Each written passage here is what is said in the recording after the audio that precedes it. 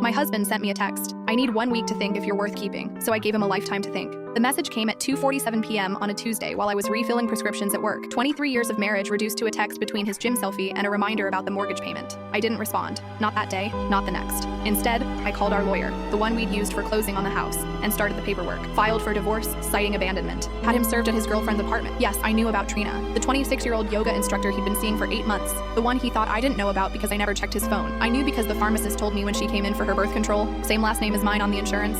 Your daughter looks just like you, she'd said. I'd smiled and filled the prescription. What Garrett didn't know was that I'd been planning my exit for 2 years. Not because of Trina, she was just the latest, but because of what happened after our son died. Theo was 17 when the drunk driver hit him. 3 days in the ICU. Garrett showed up for the first 12 hours, then had a conference he couldn't miss.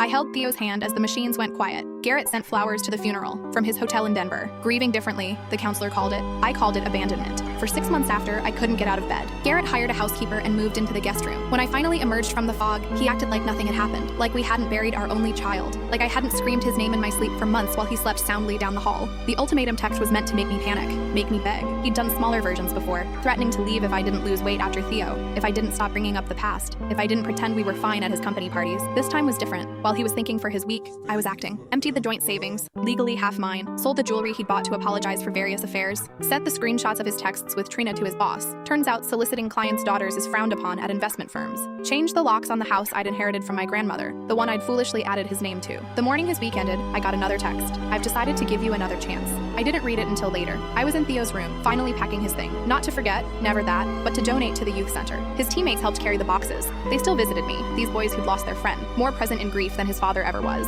Garrett came home to divorce papers on the kitchen counter and his belongings in the garage. He called 43 times, left messages ranging from rage to tears to threats to love declarations. I sat in Theo's empty room, listening to them fill the voicemail box. You can't just leave, his final message said. I'm the one who decides. But he was wrong. He'd decided the moment he chose a conference over our dying son, the moment he made grief a solo journey, the moment he confused marriage with ownership. 6 months later, the divorce was final. He got Trina pregnant 2 weeks after. She called me crying when he missed their first ultrasound for a golf tournament. I told her what no one had told me. Run. She didn't listen. They never do at first. I moved to a smaller place near the water. Theo had loved the ocean. Some mornings I scatter birdseed on the beach. He'd always fed the seagulls despite the signs saying not to. An old man joins me sometimes. Lost his wife last year. We don't talk about our losses, just stand together throwing seeds to hungry birds. Garrett still texts occasionally, usually late at night, usually drunk. I think about you, they say. Or, we could try again. Or, no one understands me like you did. I never respond. He wanted a week to think if I was worth keeping. Instead, I gave him what he'd given me for years. Silence. The kind that echoes in empty rooms. The kind that follows you to new apartments and new relationships. The kind that makes you realize too late that some things,